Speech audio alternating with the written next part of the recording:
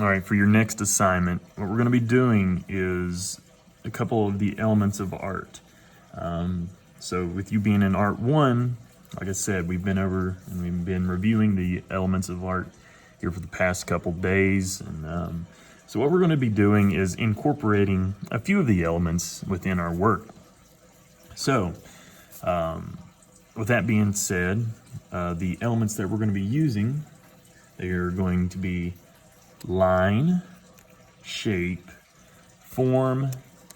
We're not going to be using color, we'll be using texture as well. So these 4 elements that we're going to be incorporating within this work. So what we're going to be doing for your actual assignment, we've got our sketchbook page here with our 1-inch border all the way around it.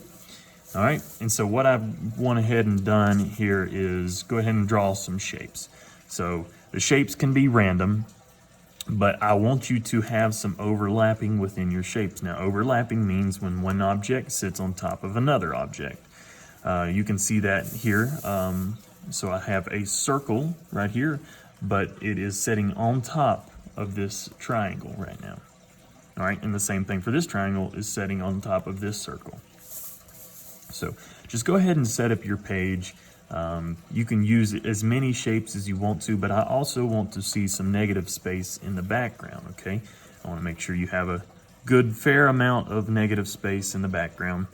But like I said, we're going to be doing these, so you draw it out in pencil first, make sure you have your shapes the way that you want them, and then we are going to be outlining them in pen. All right. So once I have all this done, I'm going to go ahead and figure out where my light source is going to be in order to make a form object. And so I have circled all of my light sources here with pencil and just went ahead and plotted it out. But using our lines, so like I said, I'm going to be using just one straight pen. All right. For this whole assignment. So using our lines to create depth and a form in this, so we're going to have some highlights, some shadows. So this drawing ends up looking like this when I complete it. Okay, so we have all of our shapes that we normally had, and we have our overlapping shapes, but we have each one of these having a highlight, and even the background is shaded in so that it ties in together. Okay. But we want to make sure we're using lines and using our 1-inch border. By using this 1-inch border, it leaves a clean looking piece of paper, okay? It leaves clean artwork. So we're going to be reviewing on how to shade in a shape here. So let me go ahead and get a piece of paper for you guys.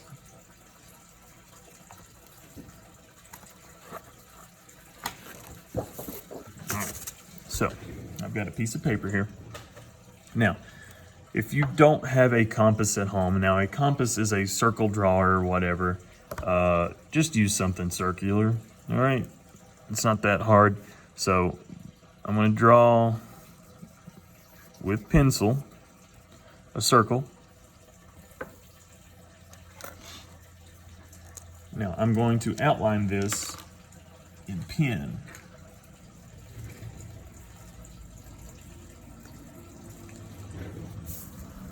All right, so I can do the same thing if I wanted to. Just go ahead and put my circle back over top.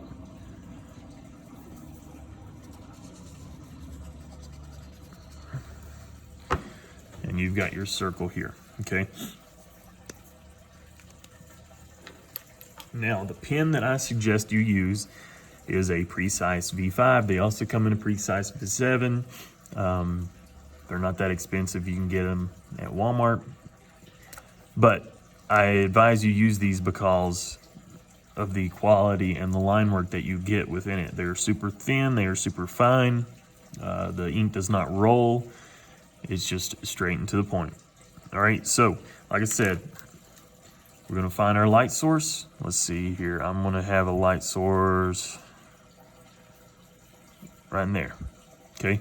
Now I need to make sure I have my darks are going to be way down here. And if you notice, I'm going with the curvature of this sphere. All right, I want to make sure it has curved lines to it because it is not flat. And then you got to make sure you have your shadow here. All right, so when I'm using these, I'm going to start with my darkest first. Like I said, you have curves, so I'm going to curve all of my lines when I'm shading this. Now they don't have to be perfect and straight across.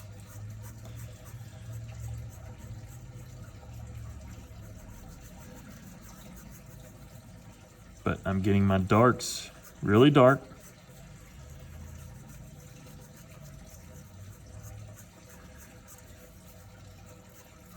And the same thing. So I'm going to be cross hatching. I'm going to go back across it as I go around, and I'm making sure I'm following these lines that I've created to give that curvature to it.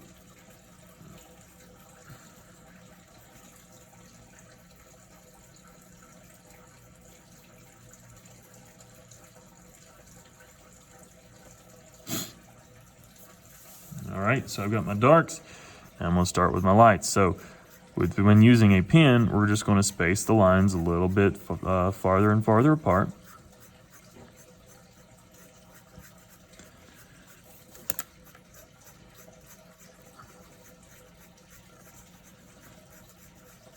And you can get messy with this. As long as you're staying within the lines, then you're good to go. Because, like I said, if we're overlapping these lines, it's just trying to get this shading going on. All right, so I'm going to do just a few lines going across here.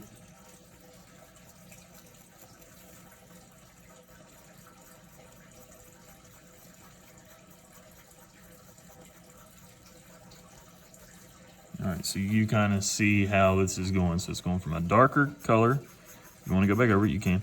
A darker color into the light, and now we're going to get even farther and farther spaced out.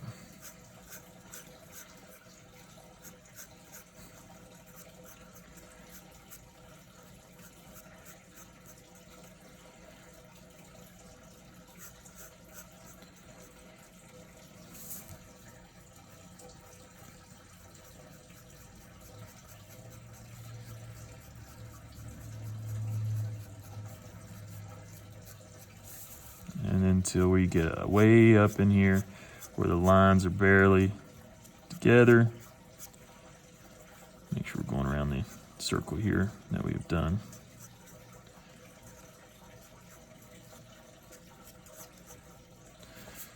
All right, I can probably do a little bit more around. And then we've got to make sure we're doing our shadow here. Now, there is going to be reflected light hitting this point right in here. All right, so I'm going to leave a little bit of space between my shadow and my object here. And when I'm shading this, I'm going to shade it pretty dark because this is going to be one of the darkest points on our sphere here. We're going to make sure we have a shadow and have our good light source, because that is what the light that you do and the shading that you do and you used on here is going to be what makes this three-dimensional and give it a form to it. All right, so there is just a simple sphere that we have shaded, but we want to make sure we're doing these, like I said, hopefully, potentially, just draw your shapes out, shade them, make an interesting background, make just an interesting design, start using the shading that I told you how to do, and you're going to do the same thing for triangles and things like that. And in order to make a pyramid or whatever you're going to use, so just pick your light source, have a dark shadow, a dark spot on it, and then as you go up until your light source hits it, there you go. All right, so these are going to be due in a couple of weeks. I'm going to go ahead and say, let's see here, September 10th, they will be due. If you have any questions, just feel free to email me, send me a message on Google Classroom, but I'm going to be posting these on Google Classroom.